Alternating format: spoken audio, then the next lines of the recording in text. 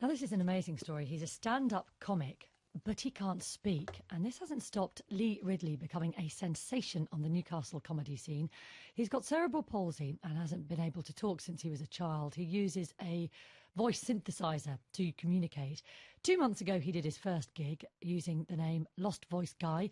He's now topping bills and will play his first London gig a bit later this month. Our entertainment correspondent, Colin Patterson. You've been to see him, Colin, haven't you? I did. I went up to Newcastle. He was playing a comedy night at Bar Loco. 10 comedians in the bill. I knew he'd just started doing comedy, so I phoned the promoter up and said, I'd take it, he's on early. And she went, no, he's headlining. No one can follow this guy. He's 31, works for the council in Sunderland, got cerebral palsy, left him unable to speak.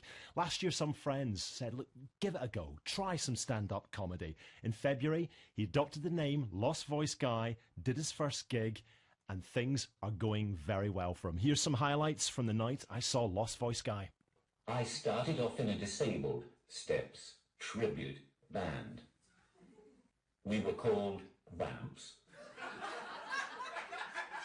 I hate that we have so many politically correct words to describe disabled people. Now it's all special needs, special schools, Special Olympics. That is why it always alarms me when I hear about special forces going to war.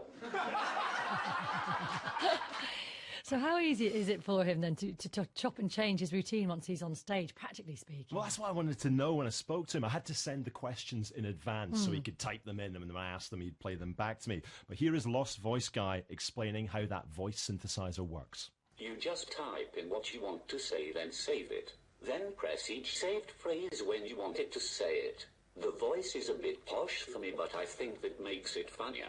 I'm still getting used to when to pause and allow laughter.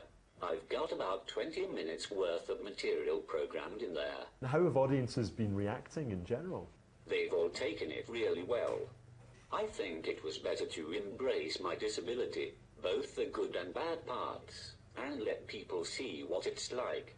It was always going to have to be part of the act. I guess it defines me whether I like it or not. I also feel I have a point to prove. I want people to know that disabled people are allowed to have a sense of humour too. And how do you deal with hecklers? I've got some generic comebacks stored in case I get heckled. It's bound to happen one day, but it hasn't yet. It's bad form to heckle a disabled person, I imagine. Not that I'd mind.